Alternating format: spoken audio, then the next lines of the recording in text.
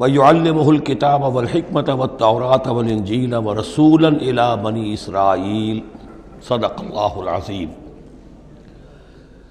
اس آیہ مبارکہ کے بارے میں ایک نقطہ تو میں بیان کر چکا ہوں کہ تقابل جو ہے ذہن میں رکھنا چاہیے کہ حضرت یحییٰ علیہ السلام کے بارے میں ان کے لیے جو بھی توصیفی کلمات اللہ تعالیٰ نے ارشاد فرمائے ان میں آخری ہے نبیم من الصالحین، اور حضرت عیسیٰ علیہ السلام کے لیے یہاں پر جو الفاظ آئے ہیں رسولاً الی بنی اسرائیل، اس کو نوٹ کر لیجئے، پھر آئندہ چل کر اس کے اور بھی حوالے آئیں گے۔ دوسری بات جو نوٹ کرنے کی ہے وہ یہ کہ کتاب اور حکمت اور تورات اور انجیل، ان چار چیزوں کے مابین جو تین واو آئے ہیں ان میں سے دو واو عطف ہیں، ایک واو تفسیر ہے۔ اللہ ان کو سکھائے گا کتاب اور حکمت، یعنی تورات اور انجیل۔ یہ درمیانی واو جو ہے یہ یعنی کے معنی میں ہے، اس لیے کہ جیسا کہ میں کئی مرتبہ پہلے بتا چکا ہوں، تورات میں صرف احکام تھے، حکمت نہیں تھی۔ انجیل میں صرف حکمت ہے، احکام نہیں ہے، اور اسی نقطے کو سمجھ لینے سے ساری گتھی حل ہوتی ہے، اور اگر اسی کو نہیں سمجھا ہے لوگوں نے تو پھر بہت ان کے ذہنوں میں پریشانیاں رہتی ہیں۔ تو اس مقام کو نوٹ کیجئے، وَيُعَلِّمُهُ الْكِتَابَ وَالْحِكْمَةَ، اللہ اسے سکھائے گا کتاب بھی اور حکمت بھی، وَالتَّوْرَاةَ وَالْإِنْجِيلَ، یعنی تورات بھی اور انجیل بھی، وَرَسُولًا إِلَى بَنِي إِسْرَائِيلَ انی قد جئتکم بآیۃ من ربکم۔ ابھی تک گفتگو ہو رہی تھی کہ حضرت مریم سلام علیہا کو یہ ساری خوشخبریاں اللہ تعالیٰ کی طرف سے دی گئیں۔ اب یوں سمجھئے، to cut a long story short, درمیان کا وقفہ، ان کی ولادت ہوئی، وہ پلے بڑھے، وہ ساری تاریخ بیچ میں سے حذف کر کے نقشہ کھینچا جا رہا ہے اب کہ حضرت مسیح علیہ السلام نے اب اپنی دعوت کا آغاز کر دیا ہے۔ انی قد جئتکم بآیۃ من ربکم، میں تمہارے پاس آیا ہوں تمہارے رب کی طرف سے نشانی لے کر۔ انی اخلق لکم من الطین کہیئۃ الطیر، کہ میں تمہارے سامنے یا تمہارے لیے بناتا ہوں گارے سے ایک پرندے کی شکل، فانفخ فیہ، پھر میں اس میں پھونک مارتا ہوں، فیکون طیرا باذن اللہ، تو وہ بن جاتا ہے اڑتا ہوا پرندہ اللہ کے حکم سے۔ یہاں آپ نوٹ کرتے جائیے گا، ہر معجزے کے بعد باذن اللہ، باذن اللہ، باذن اللہ، یعنی یہ میرا کوئی دعویٰ نہیں ہے، میرا کوئی کمال نہیں ہے، یہ جو کچھ ہے وہ اللہ کے حکم سے ہے۔ وَأُبْرِئُ الْأَكْمَحَ وَالْأَبْرَصَ وَأُحْيِي الْمَوْتَىٰ بِإِذْنِ اللَّهِ، اور میں شفا دے دیتا ہوں مادرزاد اندھے کو بھی اور کوڑھی کو بھی، اور میں مردہ کو زندہ کر دیتا ہوں بِإِذْنِ اللَّهِ، اللہ کے حکم سے۔ وَأُنَبِّئُكُم بِمَا تَأْكُلُونَ وَمَا تَدَّخِرُونَ فِي بُيُوتِكُمْ، اور میں تمہیں یہ بھی بتا سکتا ہوں کہ تم کیا کھاتے ہو اور کیا چیزیں تم نے اپنے گھروں میں ذخیرہ کر رکھی ہیں۔ ان فی ذلک لآیۃ لکم، اس میں تمام چیزوں میں تمہارے لیے نشانی ہے، ان کنتم مومنین، اگر تم ایمان والے ہو یا ایمان لانا چاہو، یعنی یہ کہ اپنی رسالت کے صداقت اور حقانیت کے دلیل کے طور پر یہ معجزات پیش فرمائے۔ وَمُصَدِّقًا لِمَا بَيْنَ يَدَيَّ مِنَ التَّوْرَاةِ، اور میں تصدیق کرتے ہوئے آیا ہوں اس کی کہ جو میرے سامنے موجود ہے تورات میں سے۔ وَلِأُحِلَّ لَكُمْ بَعْضَ الَّذِي حُرِّمَ عَلَيْكُمْ، اور تاکہ میں کچھ حلال قرار دوں تم پر وہ چیزیں جو تم پر حرام کر دی گئی ہیں۔ یہ اصل میں اشارہ ہے سبت کے حکم کے بارے میں، کہ جیسے ہمارے ہاں بھی بعض جو مذہبی مزاج کے لوگ ہوتے ہیں ان میں پھر بڑی سختی پیدا ہو جاتی ہے، غلو کرتے چلے جاتے ہیں دین کے احکام میں۔ تو سبت کے حکم میں یہودیوں نے اس حد تک غلو کر لیا تھا کہ کسی مریض کو دعا کرنا اس کے لیے کہ اللہ اس کو شفا دے دے، یہ بھی نہیں کرنا، کچھ نہیں کرنا، کوئی کام، گویا کہ یہ بھی دنیا کا کام ہے۔ لہذا اس کی ایک انتہا تک وہ پہنچ گئے تھے جن کو آ کے حضرت مسیح علیہ السلام نے پھر اس کی وضاحت کی کہ یہ چیز کے اس کی تقاضوں میں شامل نہیں ہے۔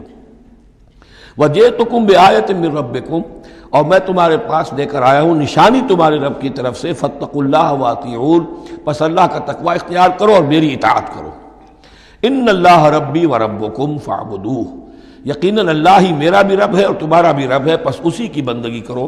ھذا صراط مستقیم، یہی سیدھا راستہ ہے۔ آپ کو یہی الفاظ ملیں گے سورہ مریم میں انشاءاللہ۔ فلما احس عیسیٰ منہم الکفر، اب پھر دیکھیے وہی درمیانی وقفوں کو چھوڑتے ہوئے یہ دعوت میں کتنا عرصہ لگا، کئی سال کے بعد اب مخالفت ہوئی، اور مخالفت ہوئی ان کی ان کے علماء کی طرف سے۔ یہود کے جو علماء تھے شدید ترین مخالفت انہوں نے کی، ان کی مسندوں کو خطرہ ہو گیا، ان کی چودراہٹیں جو ہے وہ خطرے میں پڑ گئی، تو انہوں نے مخالفت کی۔ اور اس وقت تک ظاہر بات ہے کہ یہودیوں پر ان کے علماء کا جو ہے اثر و رسوخ بہت زیادہ تھا۔ فلما احس عیسیٰ منہم الکفر، جب عیسیٰ نے محسوس کیا ان سے کفر کی شدت کہ اب یہ مخالفت پر تل گئے ہیں، قال من انصاری الی اللہ، تو انہوں نے ایک پکار لگائی، ایک ندا دی، ایک دعوت عام دی، کون ہے جو میرے مددگار ہے اللہ کی راہ میں؟ یعنی اب جو کشاکش ہونے والی ہے، جو تصادم ہونے والا ہے، اس میں ایک حزب اللہ بنے گی اور ایک حزب الشیطان ہوگا، کون ہے جو میرا مددگار ہو الی اللہ، اللہ کے کام میں۔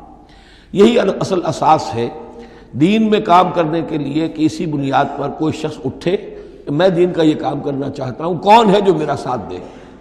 یہ ایک بالکل طبعی طریقہ ہوتا ہے جماعت سازی کا، ایک داعی اور داعی پر اعتماد کرنے والے، داعی سے اتفاق کرنے والے لوگ اس کے ساتھی بن جاتے ہیں۔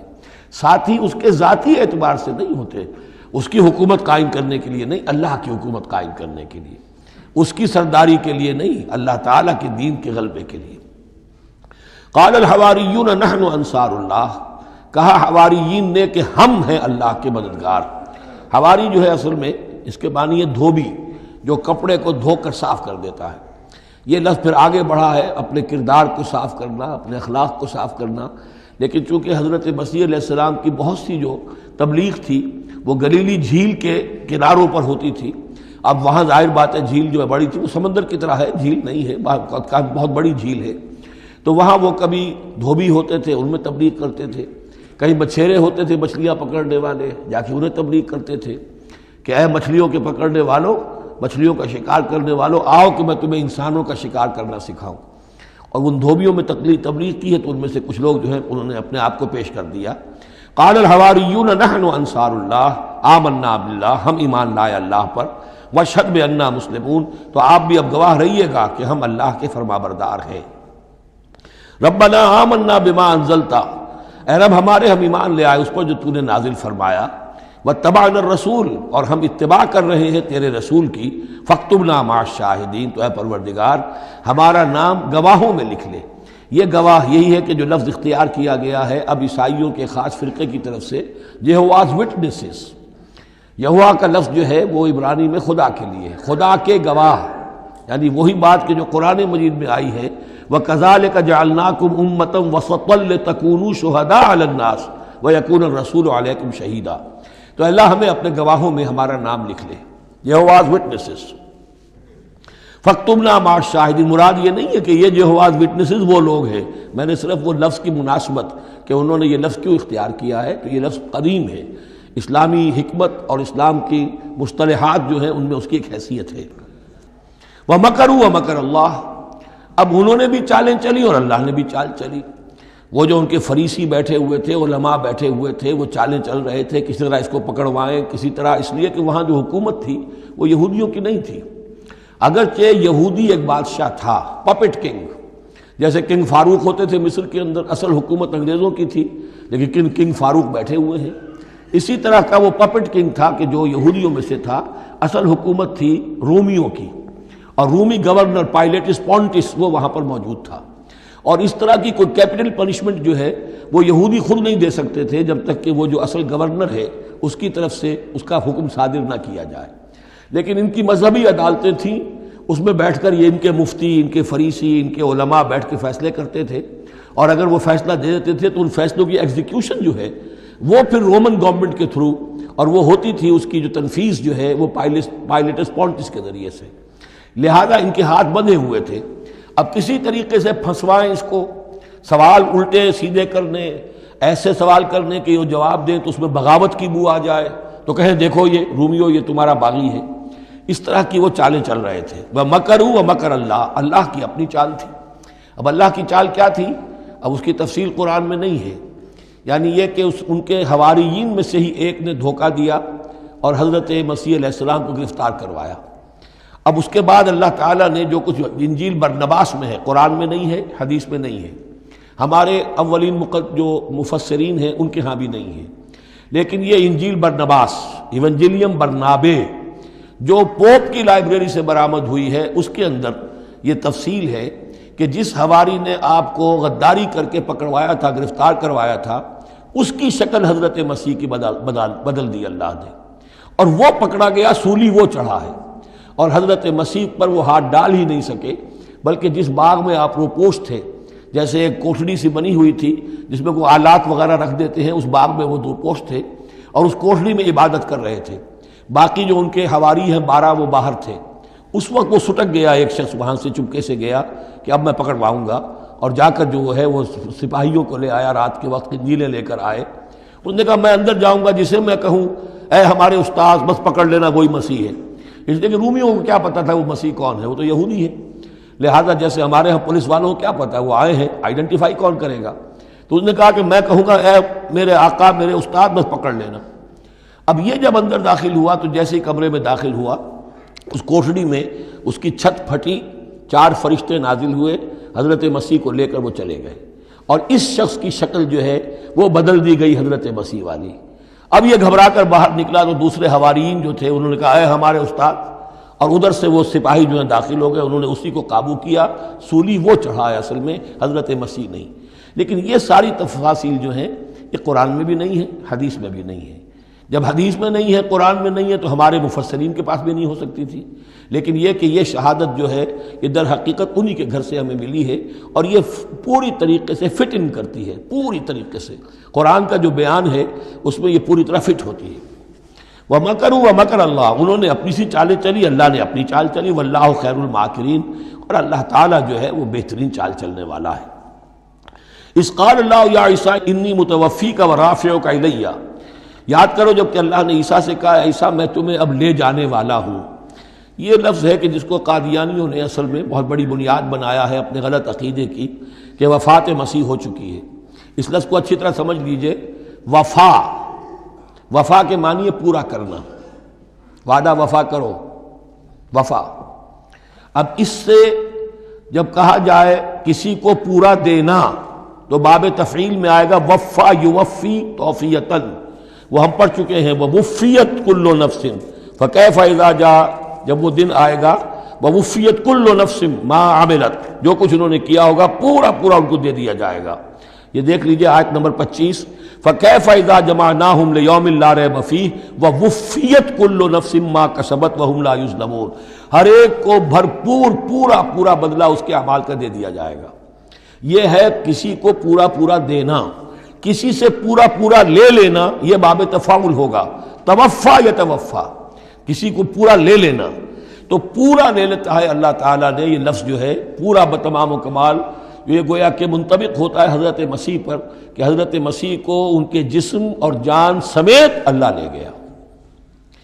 ہم جب کہتے وفات پا گیا تو یہ ہے استعارتاً، جسم یہی رہ گیا صرف جان گئی ہے، اور یہی لفظ قرآن میں آتا ہے نیند کے لیے بھی، اللہ یتوفی الانفس حین موتہا، اس لیے کہ نیند میں بھی یہ ہوتا ہے کہ خود شعوری نکل جاتی ہے انسان میں سے، اگرچہ زندہ ہے، اب اس کو اگر کوئی چیونٹی کاٹ رہی ہے تو جاگ جائے گا، لیکن ویسے اس کی خود شعوری ختم ہو چکی ہے، اور روح کا تعلق ہے خود شعوری کے ساتھ، تو نیند میں بھی اللہ تعالیٰ روح کو قبض کر لیتا ہے، اس کے لیے بھی توفی کا لفظ ہے۔ پھر جب انسان مرتا ہے تو روح اور جان دونوں چلی گئیں اور صرف جسم رہ گیا، یہ بھی توفی ہے۔ اور سب سے زیادہ مکمل توفی کیا ہے کہ اللہ تعالی حضرت مسیح کو ان کے جسم، جان اور روح تینوں سمیت سموچے حضرت مسیح کو زندہ جو کا توں لے گیا۔ یہ ہے عقیدہ جو مسلمانوں کا ہے، اور جہاں تک لفظ کا تعلق ہے اس میں قطعاً کوئی بات جو ہے اس میں ایسی نہیں ہے کہ جس سے کوئی شخص دلیل پکڑ سکے، سوائے اس کے کہ ان لوگوں کو بہکانا آسان ہے جنہیں عربی زبان کی گرامر سے واقفیت نہیں، وہ ایک ہی وفات جانتے ہیں۔ وفات 3 ہو گئی ہیں اضروء قرآن جو میں نے آپ کو سمجھائی ہیں۔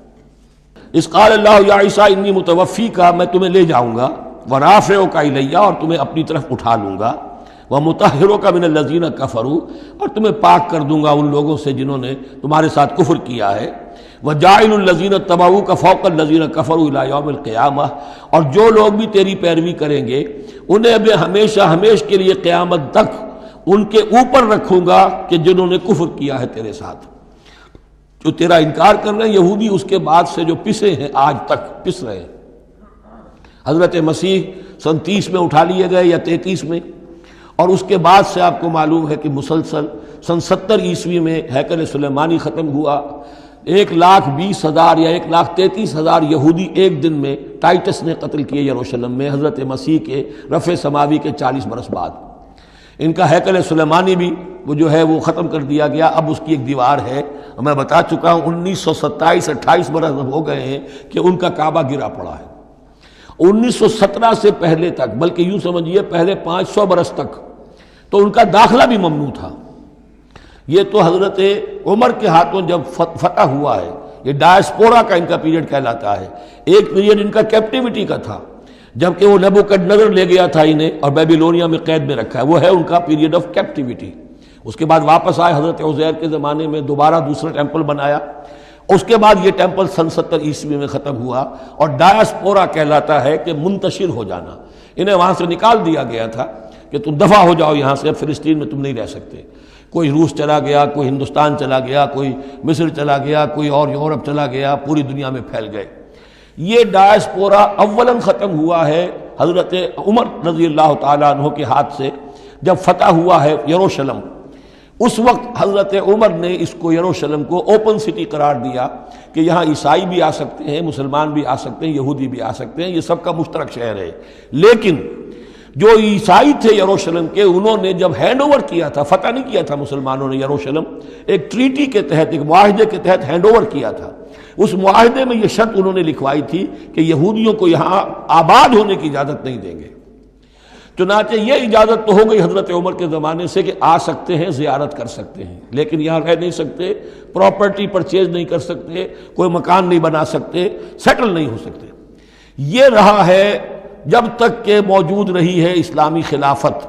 ترکوں نے بھی اجازت نہیں دی، بڑی سے بڑی رشوتیں یہودیوں نے دینی چاہیے انہیں، اور در حقیقت خلافت کا خاتمہ جو کروایا یہودیوں نے، وہ اس لیے کہ انہیں یہ نظر آتا تھا کہ اس خلافت کے ہوتے ہوئے ہمارے لیے ممکن نہیں رہے گا کہ ہم کسی طرح بھی فلسطین میں دوبارہ آباد ہو سکیں۔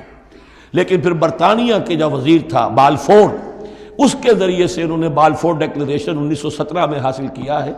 پھر ان کو حق ملا ہے کہ یہ یہاں آ کر جائیداد بھی خرید سکتے ہیں، سیٹل بھی ہو سکتے ہیں، اور اس کے یوں سمجھیے کہ 31 برس کے بعد پھر اسرائیل کی ریاست وجود میں آئی ہے۔ یہ تاریخ ذہن میں رہے۔ اگرچہ 1917 کے بعد سے انہیں کچھ سانس تو مل گیا ہے، اب ایک طرح سے محسوس ہوتا ہے کہ دنیا میں بڑے اقتدار پر ہیں، مٹھی بھر ہیں، یہ زیادہ سے زیادہ 13-14 ملین ہے، 1.5 کروڑ سے بھی کم، لیکن پوری دنیا کی معیشت جو ہے اس کا بڑا حصہ ان کے کنٹرول میں ہے۔ لیکن پھر بھی یہ سب کچھ جو ہے وہ عیسائیوں کی سپورٹ کی وجہ سے ہے۔ اگر عیسائی ان کی مدد نہ کریں تو ان کا تو یوں سمجھیے کہ ٹکڑے اڑا کر رکھ دیں عرب ایک دن میں۔ لیکن اب پیچھے پوری امریکہ کی حکومت ہے، امریکہ کے حواریین ہیں، خاص طور پر ویسٹ وائٹ اینگلو سیکسن پروٹیسٹنٹس، امریکہ اور برطانیہ، وہ تو گویا کہ ان کے زرخرید ہیں ایک طرح سے، اور بھی جو ممالک ہیں عیسائی، اب یہ فتح کر چکے ہیں ان سب کو، عیسائیوں کے اوپر ان کا غلبہ ہے۔ اس لیے اب جو شکل ہے وہ بھی یہ ہے کہ ان کا وجود ہے یہی کہ عیسائی ہیں اوپر، اور یہ مانوی طور پر سازشی انداز میں انہیں کنٹرول کر رہے ہیں۔ اذ قال اللہ یا عیسیٰ انی متوفیک ورافعک الی ومطہرک من الذین کفروا وجاعل الذین اتبعوک فوق الذین کفروا الی یوم القیامہ ثم الی مرجعکم فاحکم بینکم فیما کنتم فیہ تختلفون۔ پھر تم سب جو ہے تمہارا لوٹنا میری ہی طرف ہے، اور پھر میں تمہیں بتا دوں گا اور فیصلہ کر دوں گا تمہارے مابین ان باتوں میں جن میں تم اختلاف کر رہے تھے۔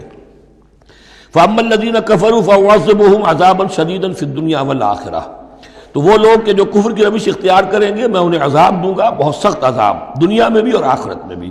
وَمَا لَهُم مِّن نَاصِرِينَ، اور نہیں ہوں گے ان کے لیے کوئی مددگار۔ وَأَمَّا الَّذِينَ آمَنُوا وَعَمِلُوا الصَّالِحَاتِ، اور جو ایمان لائیں گے اور نیک عمل کریں گے، فَيُوَفِّيهِمْ، اب دیکھیے وفا یوفی دینا، پورا پورا دینا، تو ان کو وہ پورا پورا دے گا، اجورہم، ان کا اجر۔ واللہ لا یحب الظالمین، اللہ ظالموں کو پسند نہیں کرتا۔ ذالک نتلوہ علیک من الآیات والذکر الحکیم، یہ وہ چیزیں ہیں جو ہم آپ کو پڑھ کر سنا رہے ہیں۔ گویا کہ یہاں بھی پس منظر میں حضرت جبرائیل علیہ السلام ہے کہ یہ اللہ تعالیٰ کی آیات ہیں اور ذکر حکیم ہے جو ہم آپ کو پڑھ کر سنا رہے ہیں۔ ان مثل عیسیٰ عند اللہ کمثل آدم، عیسیٰ کی مثال اللہ کے نزدیک آدم کی سی ہے۔ خلقہ من تراب ثم قال له کن فیکون، اسے بنایا مٹی سے، پھر کہا ہو جا، وہ ہو گیا۔ اب یہ آیت وہ ہے قرآن مجید میں کہ جو لوگ بھی اسپیشل کریشن کے قائل ہیں کہ حضرت آدم کسی ایوولوشن کے نتیجے میں کسی سپیشیز کے وجود میں آنے کے بعد اس کے ایک فرد کی حیثیت سے نہیں ان کا استفاع ہوا، بلکہ وہ اسپیشلی کریٹ کیے گئے ہیں مٹی سے براہ راست، ان کے حق میں یہ آیت دلیل ہے۔ تو یہ جو بھی نظریات ہیں ابھی، چونکہ ایوولوشن بھی ہے تو وہ بھی نظریہ ہے، تھیوری آف اسپیشل کریشن ہے وہ بھی نظریہ ہے۔ نظریوں کے باب میں انسان ادھر ادھر کوئی رائے رکھ سکتا ہے، ابھی یہ کوئی طے شدہ حقائق نہیں ہے۔ ان میں ہم غور کر سکتے ہیں کہ قرآن مجید میں کس مقام پر کس چیز کے لیے کوئی تائید یا کوئی تھوڑی سی توثیق نکلتی ہے۔ تو اللہ کے نزدیک تو عیسیٰ کی مثال ایسے ہی ہے جیسے آدم، اسے مٹی سے بنایا اور کہا کن فیکون۔ تو اب اگر اسپیشل کریشن کا معاملہ ہے تو نہ باپ نہ ماں، بغیر باپ اور بغیر ماں کے تو کیا وہ الہ بن گئے؟ بنانے والا تو اللہ ہے۔ حضرت عیسیٰ ماں تو ہے، باپ نہیں ہے، حمل تو ہوا ہے، 9 مہینے ماں کے پیٹ میں تو رہے ہیں، تو وہ تو آدم سے کم معاملہ ہوا تخلیق میں اعجاز کے اعتبار سے۔ اور حضرت اس سے کم تر ذرا دیکھ لو تو بوڑھے پھونس حضرت زکریا اور بوڑھی پھونس ان کی اہلیہ جو ساری عمر بانج رہی اور ان کو اللہ نے اولاد دے دی۔ تو یہ سارے جو ہیں معجزات ہیں، اللہ کا اختیار ہے جو چاہے کرے، اس سے کسی کی الوہیت کی دلیل نہیں نکلتی۔ الحق من ربک، یہ حق ہے آپ کے رب کی طرف سے، فلا تکن من الممترین، تو ہرگز نہ ہو جانا اس میں شک کرنے والوں میں سے۔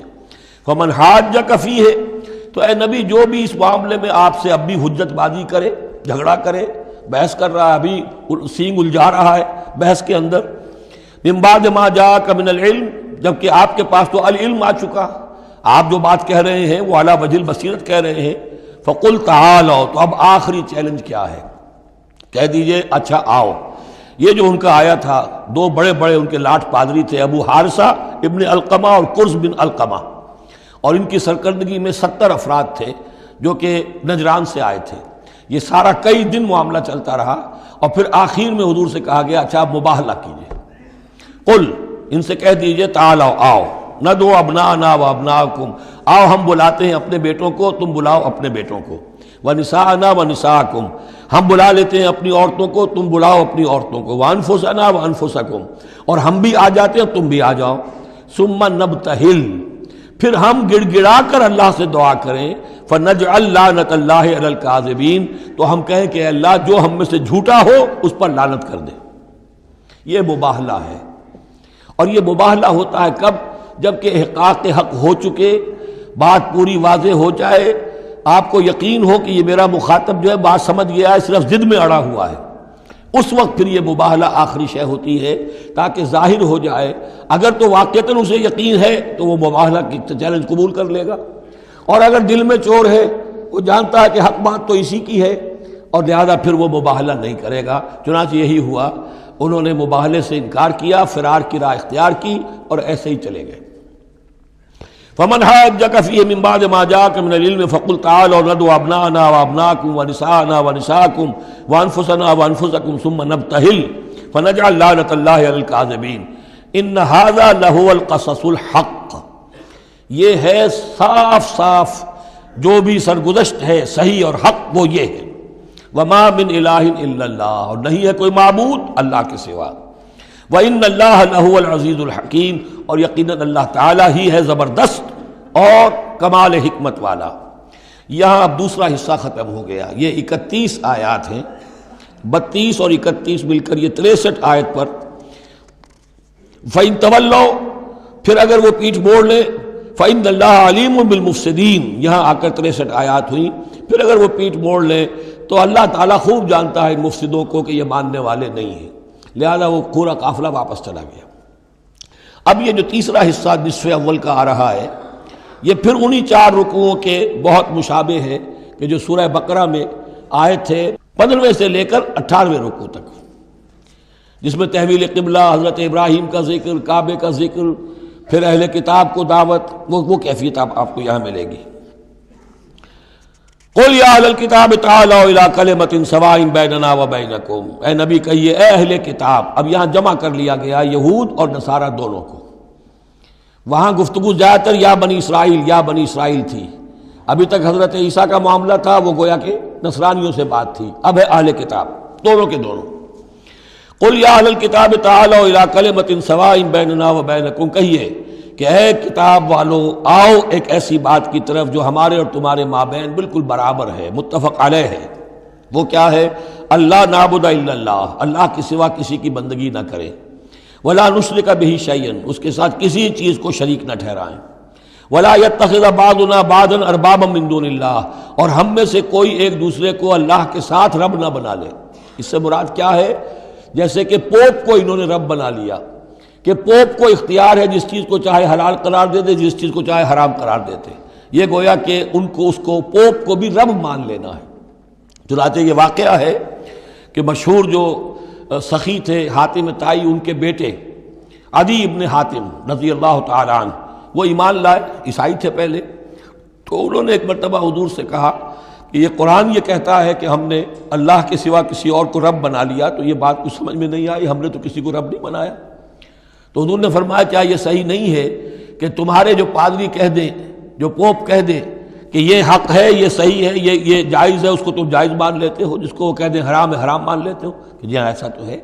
تو یہ حق جو ہے یہ صرف اللہ کا ہے، اور جو اس حق کو اختیار کرتا ہے وہ گویا رب ہونے کا دعویٰ کرتا ہے۔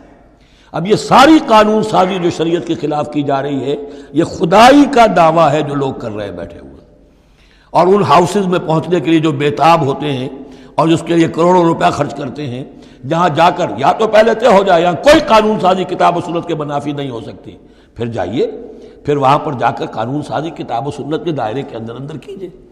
لیکن جہاں یہ نہیں ہے تو وہ جو فرمایا یہاں پر نوٹ کر لیجئے، تعالوا الی کلمۃ سواء بیننا وبینکم الا نعبد الا اللہ ولا نشرک بہ شیئا ولا یتخذ بعضنا بعضا اربابا من دون اللہ فإن تولوا، پھر اگر وہ منہ موڑ لیں، فقولوا، اے مسلمانوں تم کہو، فقولوا اشہدوا بأننا مسلمون، اچھا بھائی آپ لوگ گواہ رہے ہم تو مسلمان ہیں، ہم نے تو اللہ کی اطاعت قبول کر لی، ہم ان تینوں باتوں پر قائم رہیں گے، آپ کو اگر پسند نہیں ہے تو آپ کی مرضی۔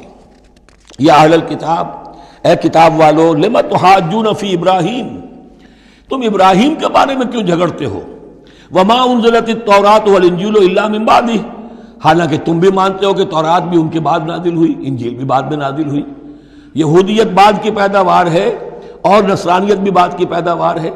تو ما کان ابراہیم یہودیا ولا نصرانیا ولکن کان حنیفا مسلما، وہ تو مسلمان تھے، وہ تو اللہ کے فرما بردار تھے، یہودی یا نصرانی تو نہیں تھے۔ افلا تعقلون، تو کیا تم عقل سے کام نہیں لیتے؟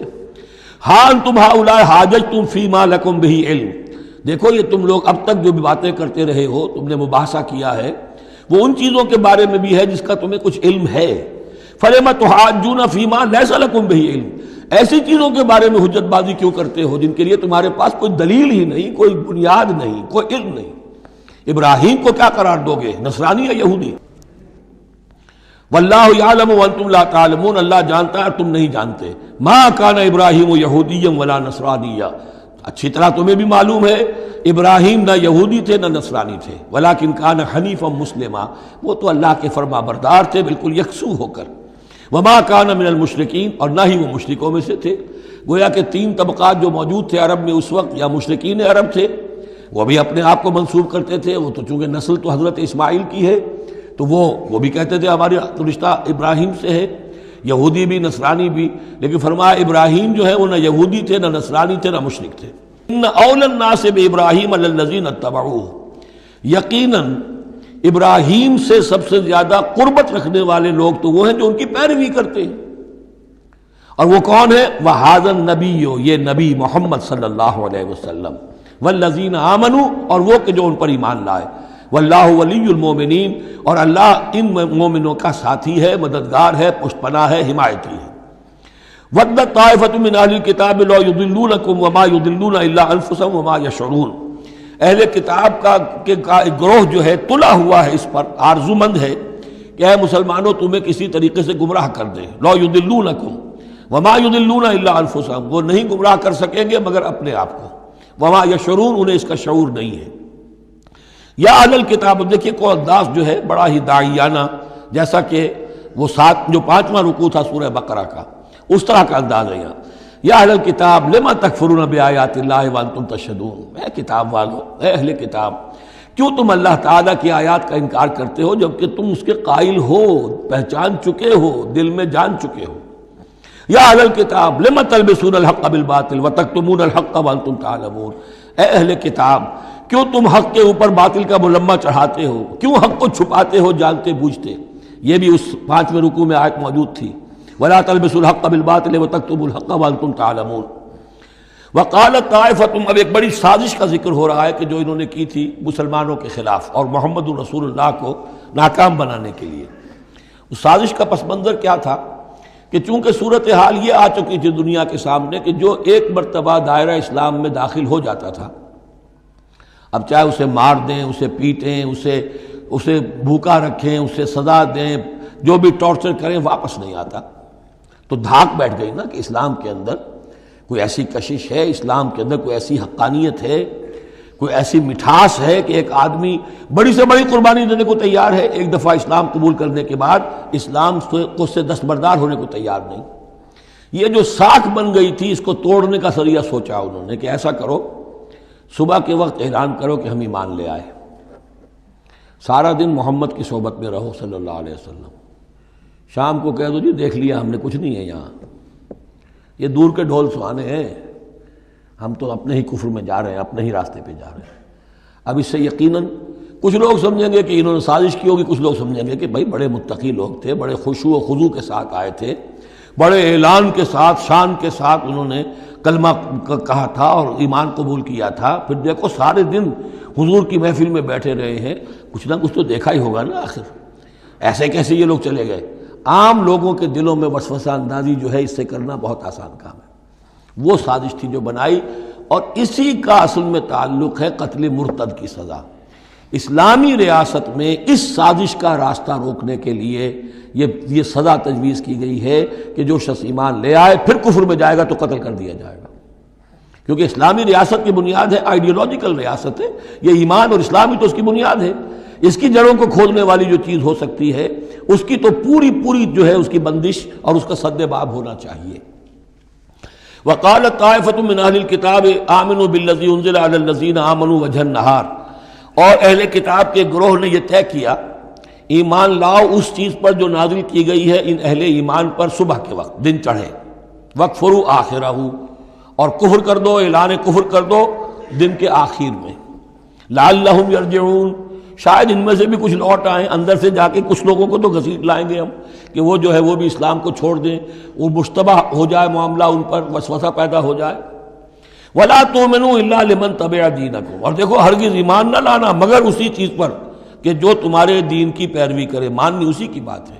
یعنی خطرہ بھی تھا کہ 4-6 اگر ہم جا کر حضور کے پاس اگر چند گھنٹے گزاریں گے تو کہیں ایسا نہ ہو کہ ہم میں سے کوئی واقعی پھر اس کا دل کھل جائے، طے کر کے گئے دیکھو ایمان نہیں لانا ہے ہم نے، وَلَا تُؤْمِنُوا إِلَّا لِمَنْ تَبِعَ دِينَكُمْ، اس پر ایمان نہیں لانا ہے ہم نے، لیکن صرف اعلان کرنا ایمان کا۔ یہ ہے مثال قرآن مجید میں شعوری نفاق، یعنی جو وقت انہوں نے گزارا ہے یہ ہے تو اسلام کا، قانوناً تو مسلمان ہیں، اگر اس دوران میں ان میں سے کوئی مر جاتا تو اس کی نماز جنازہ پڑھی جاتی، لیکن انہیں معلوم تھا کہ ہم مسلمان نہیں ہیں، جبکہ ایک وہ غیر شعوری نفاق ہے کہ اندر ایمان ختم ہو چکا ہے لیکن انسان سمجھتا ہے میں تو مومن ہوں، حالانکہ اس کا کردار وہ جو ہے منافقانہ ہے، اس کا عمل منافقانہ ہے، اور اس کے اندر سے ایمان کی پونجی جو ہے جیسے کہ دیمک کسی کڑی کو کھا جائے تو شیطین کو چٹ کر چکی ہے دیمک، لیکن یہ کہ بہرحال اوپر ایک پردہ پڑا ہوا ہے، وہ ہے غیر شعوری نفاق اور یہ ہے شعوری نفاق۔ قل ان الہدی ھدی اللہ، اے نبی ان سے کہہ دیجئے دیکھو اصل ہدایت تو اللہ کی ہدایت ہے، ان یؤتی احد، اب یہاں پر پھر ان کا قول آ رہا ہے کہ دیکھو ایمان نہ لانا، ان یؤتی احد مثل ما اوتیتم، مبادا کسی کو وہ شے دے دی جائے جو تمہیں دی گئی تھی۔ یہ رسالت، یہ مذہبی پیشوائی، یہ تو ہماری میراث تھی، ہم اگر انہیں مان لیں گے تو وہ چیز ہم سے ان کو منتقل ہو جائے گی، لہذا ماننا تو نہیں ہے، لیکن یہ کہ ان کی بہرحال کسی طریقے سے ہوا اکھیڑنے کے لیے ہمیں یہ کام کرنا ہے۔ اور یحاجوکم عند ربکم، یا تمہارے خلاف حجت قائم کریں اللہ کے نزدیک۔ قل ان الفضل بید اللہ، کہہ دیجئے ان سے کہ فضل کل کا کل اللہ کے ہاتھ میں ہے، یؤتی ہے من یشاء، وہ جس کو چاہتا ہے دیتا ہے۔ اس نے 2000 برس تک ایک منصب پر تمہیں فائز رکھا، اب جو ہے تم اس منصب کے نااہل ثابت ہو چکے ہو، تمہیں معزول کر دیا گیا، اور اب ایک نئی امت ہم نے بنائی ہے اور اس کو اس مقام پر نصب کر دیا ہے، انسٹالیشن ہو چکی ہے۔ واللہ ذو الفضل العظیم قل ان الفضل بید اللہ یؤتیہ من یشاء واللہ واسع علیم، اللہ بہت وسعت والا اور جاننے والا ہے، یختص برحمتہ من یشاء، وہ مختص کر لیتا ہے اپنی رحمت کے لیے جس کو چاہتا ہے۔ واللہ ذو الفضل العظیم، اللہ بڑے فضل کا مالک ہے۔ ومن اہل الکتاب، اب یہاں ایک اور نقطہ سمجھ لیجئے کہ برے سے برے گروہ کے اندر بھی کہیں نہ کہیں کوئی افراد اچھے بھی ہوتے ہیں۔ داعی کے لیے یہ ضروری ہے کہ ان کو بھی مینشن کرتا رہے کہ ان میں اچھے لوگ بھی ہیں، تاکہ وہ جو لوگ ہیں ان کے دلوں کے اندر نرمی پیدا ہو۔ اسی طرح برے سے برے آدمی میں کوئی اچھائی بھی ہے، آپ اگر اسے دعوت دے رہے ہیں حق کی طرف، اس میں جو اچھائی ہے اس کو مانیے، تاکہ اسے معلوم ہو کہ اسے مجھ سے قد نہیں ہے، دشمنی نہیں ہے، جو میری بات واقعی اچھی ہے اس کو تو یہ تسلیم کر رہا ہے، لیکن جو بات غلط ہے اس کو رد کر رہا ہے۔ تو یہ دعوت کا اور تبلیغ کا بہت اہم حصہ ہے۔ اگر آپ ٹوٹلی نگیٹ کر دیں گے تو وہ بھی کہے گا کہ یہ بھی اندھا بہرا ہے تو میں بھی اندھا بہرا رہوں، یہ میری اچھائی کو بھی نہیں دیکھ سکتا، صرف میری برائی نظر آ رہی ہے۔ اور اگر وہ سمجھے کہ میری برائی کی بھی صحیح نشاندہی کر رہا ہے، جو میری اچھائی ہے اس کو بھی مان رہا ہے، تو اس کا دل کھلے گا، وہ آپ کی بات سنے گا۔ وَمِنْ أَهْلِ الْكِتَابِ مَنْ إِنْ تَأْمَنْهُ بِقِنْطَارٍ، اہل کتاب میں سے ایسے بھی ہیں کہ اگر ان کے پاس تم امانت رکھوا دو ڈھیروں مال، یؤدیہ الیک، وہ تمہیں پورا پورا واپس کر دے گے۔ امانت دار ان میں موجود ہیں۔ وَمِنْهُمْ، اور ان میں سے ایسے بھی ہیں، مَنْ إِنْ تَأْمَنْهُ بِدِینَارٍ، ان کے پاس اگر ایک دینار بھی امانت رکھوا دو، لا یؤدیہ الیک، وہ تمہیں واپس نہیں کرے گا، ادا نہیں کرے گا تمہیں، الا ما دمت علیہ قائما، الا یہ کہ تم اس کے سر کے اوپر کھڑے ہو جاؤ، مسلط ہو جاؤ، تب تو دے دے گا، ورنہ نہیں دے گا۔ اچھا، یہ ہے ان کے اکثر کا کردار، لیکن جو بھی تھوڑے بہت تھے ان میں ان کی اچھائی کا بھی ذکر کر دیا۔ اور بالفعل اس قسم کے کردار کے لوگ جو ہیں وہ عیسائیوں میں تھے، یہودیوں میں تو نہ ہونے کے برابر تھے، لیکن اہل کتاب کا مسئلہ ہو رہا ہے تو اس میں یہ دونوں گروپ موجود ہیں۔ ذالک بانہم، اور یہودیوں میں یہ کردار کیوں آ گیا ہے، کیوں بے ایمانی خیانت کیوں آ گئی؟ ذالک بانہم قالوا لیس علینا فی الامیین سبیل، یہ اس لیے کہ انہوں نے یہ عقیدہ گھڑ لیا ہے کہ ان امیین کے بارے میں ہم پر کوئی ملامت نہیں ہے۔ یہ اچھی طرح سمجھ لیجئے، یہودیوں کا یہ عقیدہ تورات میں نہیں ہے، لیکن اصل جو کتاب ہے ان کی مذہبی وہ تورات نہیں ہے، تالمود ہے۔ یوں سمجھیے کہ تورات تو ہے ام الکتاب ان کی جو بھی ہے، لیکن جو ان کا ساری شریعت ہے، جو ان کے ضوابط ہیں، قوانین ہیں، قواعد ہیں، عبادات کی تفاصیل ہیں، وہ سب ہیں تالمود میں۔ اور تالمود میں یہ بات موجود ہے کہ یہودی کے لیے یہودی سے جھوٹ بولنا حرام، غیر یہودی سے جیسے چاہو جھوٹ بولو۔ یہودی کے لیے کسی یہودی کا مال ہڑپ کرنا ناجائز حرام، غیر یہودی جنٹائلز اور گوئمز ان کا مال جس طرح چاہو دھوکے سے، بائی ہوک بائی کروک، جس طرح چاہو ہڑپ کرو۔ تو یہ ہمارے اوپر مؤاخذہ ہی نہیں ہے، اس لیے کہ یہ جو لوگ ہیں غیر یہودی، یہ انسان ہے ہی نہیں، یہ اصل میں انسان نما حیوان ہے، اور ان سے فائدہ اٹھانا ہمارا حق ہے، جیسے کہ گھوڑے کو تانگے میں جوتنا انسان کا حق ہے، بیل کو اپنے حل کے اندر جوت لینا یہ انسان کا حق ہے۔ تو ہمارا حق ہے ان حیوانوں سے ہم جو چاہے لوٹ لیں، کھسوٹ لیں، ان کی رضامندی سے لے لیں، ظلم کریں، اس میں ہم پر کوئی پکڑ نہیں ہوگی، کوئی محاسبہ نہیں۔ یہ تالمود میں باقاعدہ لکھا ہوا ہے۔ ذالک بانہم قالوا، اس لیے کہ ایک پکچر بھی اس پر بنی ہے جو امریکہ کے عیسائیوں نے بنائی ہے، the other side of Israel, جس میں کہ انہوں نے ایک شخص نے ایک یہودی کتب خانے میں جا کر کتابیں نکال کر پھر اس کے اوپر نشان لکھا کر یہ چیزیں لکھی ہوئی ہیں۔ کیا یہودیت کا جو اصل چہرہ ہے وہ اس ڈاکومنٹری کے اندر، ویڈیو کے اندر واضح کر دیا گیا ہے ان کی کتابوں کے حوالے سے۔ ذالک بانہم قالوا لیس علینا فی الامیین سبیل، یہ اس لیے ہے ان میں یہ خیانت اور بے ایمانی اور جھوٹ اور دغا کہ انہوں نے یہ عقیدہ گھڑ لیا ہے کہ غیر یہودی لوگوں کے بارے میں ہم سے کوئی پرسش ہی نہیں ہے، کوئی ہمارے اوپر کوئی ذمہ داری ہے ہی نہیں۔ وَيَقُولُونَ عَلَى اللَّهِ الْكَذِبَ وَهُمْ يَعْلَمُونَ، اور وہ تو اللہ تعالیٰ کی طرف نسبت دے رہے ہیں، منسوب کر رہے ہیں جھوٹ کو، اور وہ جانتے بوجھتے کر رہے ہیں، ان کے علماء جانتے ہیں۔ بَلَا مَنْ أَوْفَىٰ بِعَهْدِهِ وَاتَّقَىٰ فَإِنَّ اللَّهَ يُحِبُّ الْمُتَّقِينَ، کیوں نہیں، جو کوئی بھی اللہ کے ساتھ کیا ہوا اپنے عہد کو پورا کرے گا اور تقویٰ کی روش اختیار کرے گا تو اللہ تعالیٰ کو تو متقین پسند ہے۔ ان الذین یشترون بعہد اللہ وایمانہم ثمنا قلیلا، یقیناً وہ لوگ کہ جو اللہ تعالیٰ سے جو عہد انہوں نے کیا تھا اسے فروخت کرتے ہیں اور اپنی قسموں کو فروخت کرتے ہیں حقیر سی قیمت پر. جب دیکھتے ہیں کہ ہماری بات لوگ جو کچھ شک کر رہے ہیں، اچھا جی ہم خدا کی قسم کھا کر کہتے ہیں کہ ایسا ہے. اب یہ جھوٹی قسمیں. ثمنا قلیلا اولئک لا خلاق لهم فی الآخرہ، یہ وہ لوگ ہیں کہ جن کے لیے کوئی حصہ نہیں ہے آخرت میں. ولا یکلمهم اللہ، نہ اللہ ان سے کلام کرے گا. ولا ينظر الیہم یوم القیامہ، اور نہ ان کی طرف نگاہ کرے گا قیامت کے دن. ولا یزکیہم، نہ ان کو پاک کرے گا.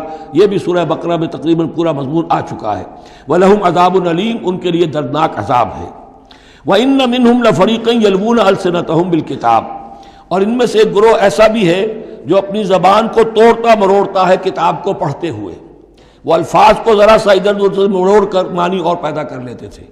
ان سے کہا گیا حتہ کہو تو ہنتا بنا دیا، بجائے اس کے کہ اللہ ہماری گناہ جھاڑ دے، ہمیں گیہوں دے. انہوں نے کہنا ہے تم نے سمعنا واطعنا، سمعنا وعصینا، تو وہ اسی طریقے کا معاملہ وہ کرتے تھے.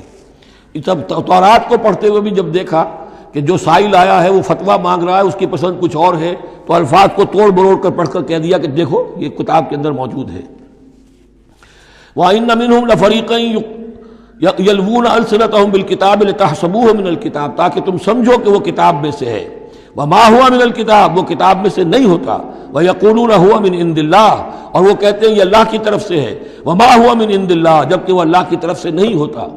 فَوَيْلٌ لِّلَّذِينَ يَكْتُبُونَ بِأَيْدِيهِمْ، یہ پڑھ چکے ہیں سورہ بقرہ کے اندر بھی کہ وہ لوگ کہ جو اپنے ہاتھوں سے لکھتے ہیں کہتے ہیں کہ اللہ کی طرف سے ہے. وَيَقُولُونَ عَلَى اللَّهِ الْكَذِبَ وَهُمْ يَعْلَمُونَ، وہ اللہ پر جھوٹ تہمت باندھتے ہیں جانتے بوجھتے. مَا كَانَ لِبَشَرٍ أَن يُؤْتِيَهُ اللَّهُ الْكِتَابَ وَالْحُكْمَ وَالنُّبُوَّةَ، کسی انسان کا یہ کام نہیں ہے، کسی انسان کے شایہ نشان نہیں ہے کہ اللہ تعالیٰ نے تو اس کو کتاب دی ہو، حکمت دی ہو، نبوت دی ہو. ثم یقول للناس کونوا عبادا لی من دون اللہ، پھر وہ لوگوں سے کہنے لگے کہ میرے بندے بن جاؤ اللہ کو چھوڑ کر.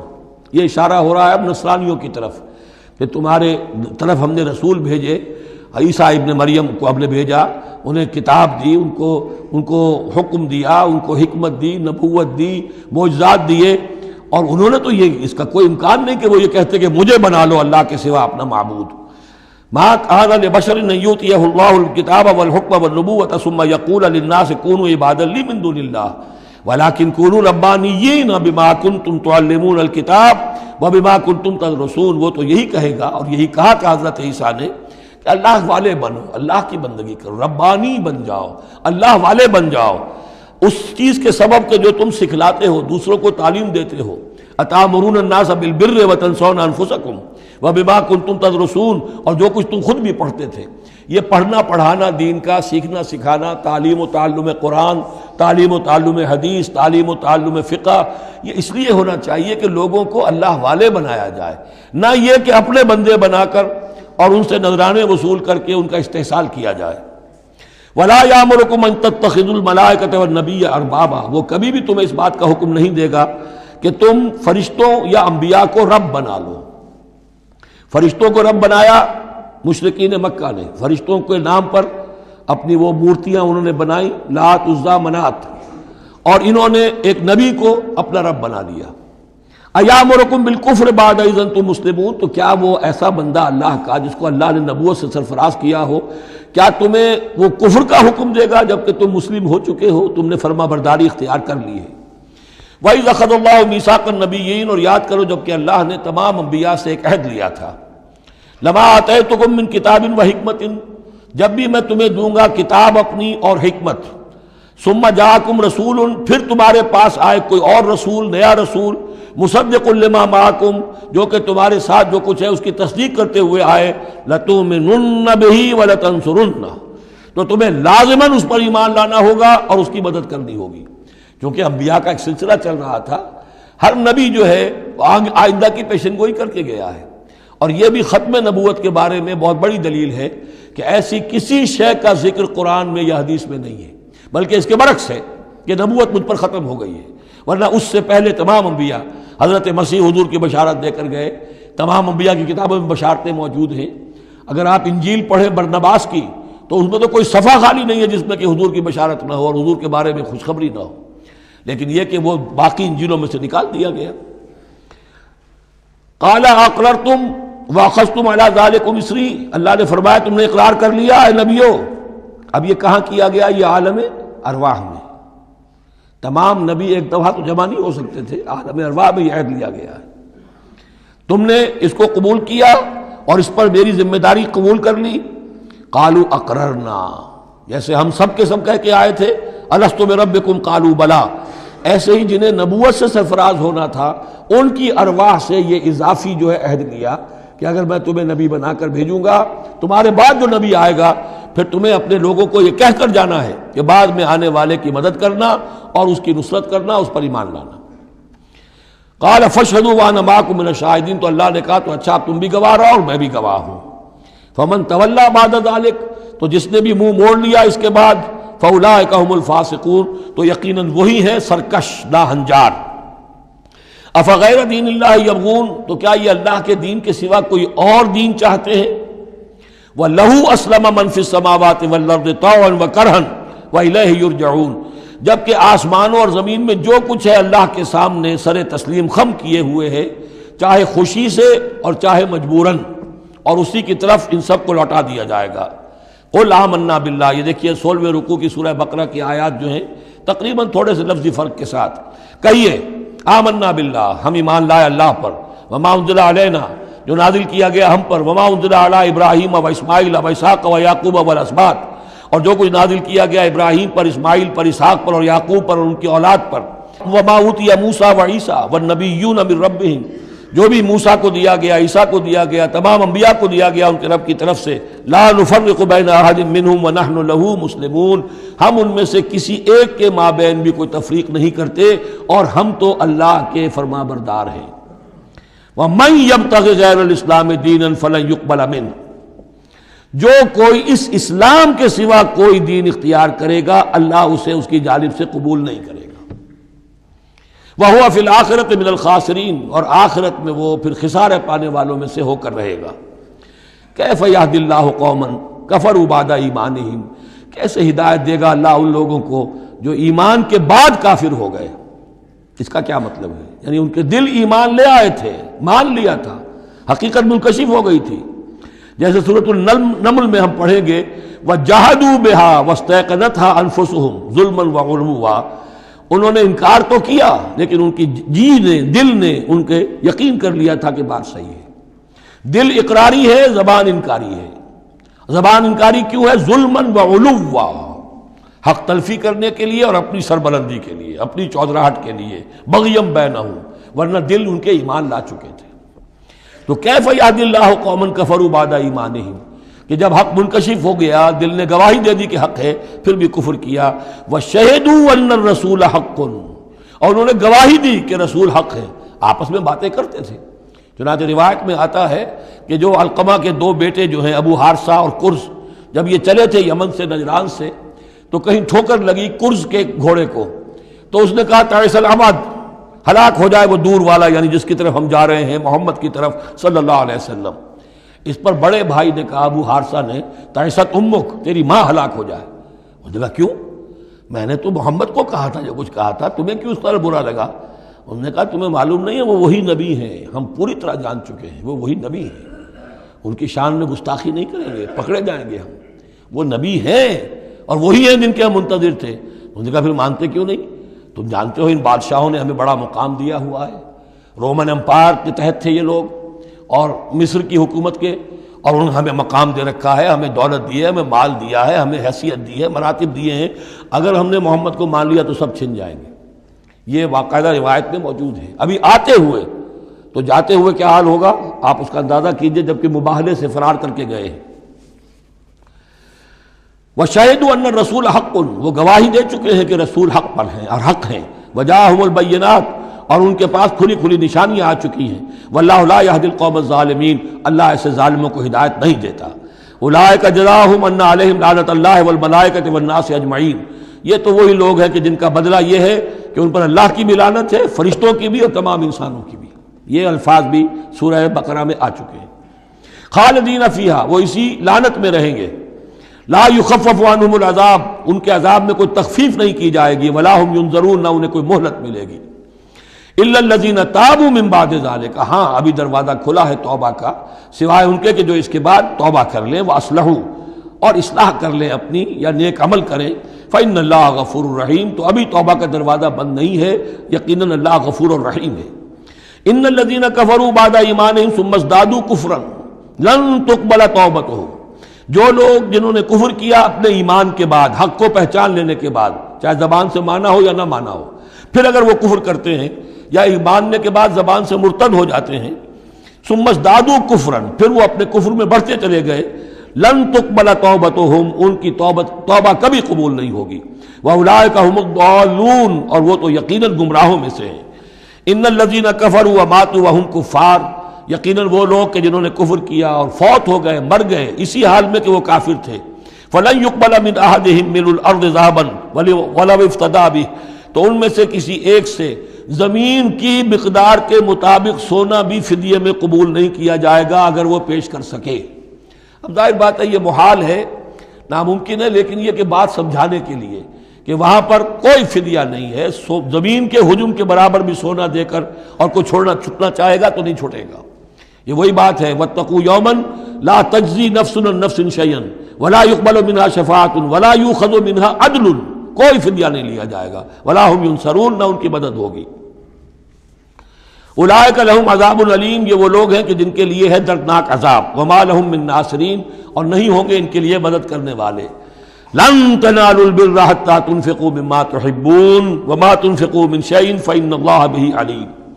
اس آیت کا حوالہ میں دے چکا ہوں آیہ بر کے ضمن میں کہ یہ جو نیکی ہے، مظاہر نیکی میں سے، عملی نیکی میں سب سے بڑی، سب سے پہلی، سب سے مقدم انسانی ہمدردی، اور انسانی ہمدردی میں اپنا مال خرچ کر سکنا، اور مال بھی وہ کہ جو محبوب ہو، ردی ہو، دل سے اتر گیا ہو، بوسیدہ ہو گیا ہو، وہ کسی کو دے کر اور سمجھا جائے کہ حاتم طائی کی قبر پر لات مار دی میں نے، تو وہ حماقت ہے اپنی جگہ پر۔ لن تنالوا البر حتى تنفقوا مما تحبون، تم ہرگز نہیں پہنچ سکو گے نیکی کے مقام کو جب تک کہ خرچ نہ کرو اس میں سے جو تمہیں پسند ہے۔ وما تنفقوا من شيء فإن الله به علیم، اور جو کچھ بھی تم خرچ کرو گے اللہ کو اس کا علم ہے۔ کل طعام کان حلا لبنی اسرائیل الا ما حرم اسرائیل علی نفسہ من قبل ان تنزل التوراۃ، یہ بھی ایک جھگڑا تھا، یہودی کرتے تھے کہ ان کی شریعت میں اونٹ کا گوشت حرام تھا، حضور نے آ کر جو حرام چیزوں کا اعلان کیا اس میں اونٹ کا گوشت حرام نہیں ہے۔ ان کا اگر شریعت یہ وہی ہے، اگر شریعت موسوی ہے تو یہ تغیر کیسے ہو گیا؟ اس کی حقیقت بتائی ہے کہ تورات کے نزول سے قبل حضرت یعقوب علیہ السلام کو ذاتی جیسے بات ہوتی ہے کہ شے ناپسند ہے، انہوں نے اونٹ کا گوشت اپنے اوپر حرام کر لیا تھا، جیسے حضور نے اپنی 2 ازواج مطہرات کی دلجوئی کے لیے بعض چیزیں جو حلال تھیں ان کی قسم کھا لی، یا ایھا النبی لما تحرم ما احل اللہ لک تبتغی مرضات ازواجک، یہ چیز ان کے ہاں روایت کے طور پر چلی آ رہی تھی، تو اللہ نے فرمایا لاؤ تورات اور دکھاؤ کہاں لکھا ہوا۔ تورات کے نزول سے پہلے یہ شکل حضرت یعقوب علیہ السلام کی تھی، اس کی تم پیروی کر رہے ہو۔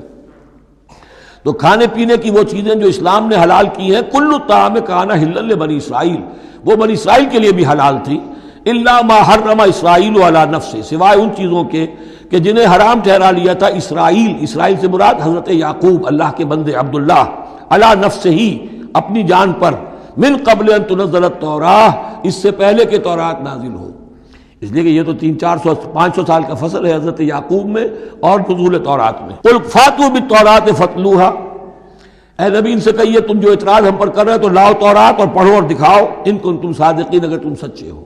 شریعت تورات کے اندر کہیں بھی اونٹ کے گوشت کی حرمت نہیں ہے۔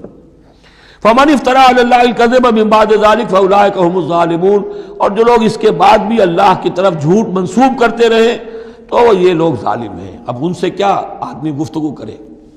قل صدق اللہ، کہہ دیجئے اللہ نے جو کچھ کہا صحیح فرمایا، فاتبعوا ملت ابراہیم حنیفا، بس پیروی کرو ملت ابراہیم کی جو یکسو تھے یا یکسو ہو کر، یہ حنیفہ کا لفظ دونوں طرف جا سکتا ہے، ابراہیم کی صفت یا حال حنیفہ، اور یہ اتباع کا حال بھی ہو سکتا ہے۔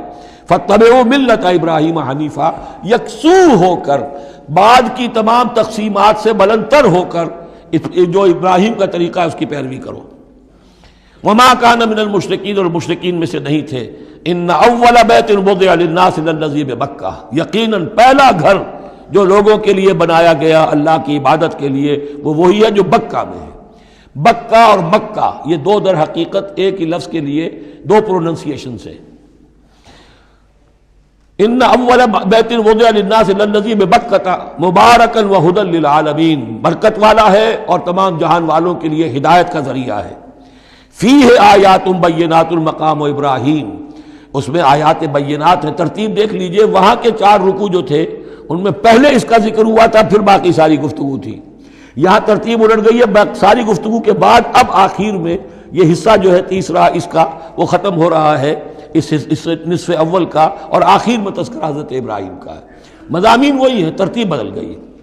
فی آیات بینات، اس میں تو بڑی روشن نشانیاں موجود ہیں۔ مقام ابراہیم، جیسے مقام ابراہیم، ومن دخلہ کان آمنا، اور جو بھی اس میں داخل ہو جاتا ہے امن میں آ جاتا ہے۔ بدترین پورے عرب کے اندر خوریزی ہوتی تھی، لیکن حرم میں اپنے باپ کے قاتل کو بھی اگر دیکھ لیتے تھے تو کچھ نہیں کہتے تھے۔ یہ ایسی روایت اس حرم کی رہی ہے اور آج تک ہے اللہ کے فضل و کرم سے، کہ وہاں پر امن ہی امن ہے، دار الامن۔ من دخلہ کان آمنا وَلِلَّهِ عَلَى النَّاسِ حِجُّ الْبَيْتِ مَنِ اسْتَطَاعَ إِلَيْهِ سَبِيلًا، اور للہ علی الناس، اب لام اور علی کو یہاں نوٹ کر لیجئے، اللہ کا حق ہے لوگوں پر کہ وہ حج کرے اس کے گھر کا، جو بھی استطاعت رکھتا ہو اس کے سفر کی۔ للہ علی الناس، اللہ کا حق ہے لوگوں پر، حج البیت، گھر حج کرنا بیت اللہ کا، من استطاع الیہ سبیلا، جو بھی استطاعت رکھتا ہو راستے کی، سفر کی۔ ومن کفر، اب یہاں کفرہ کے معنی کیا ہوں گے؟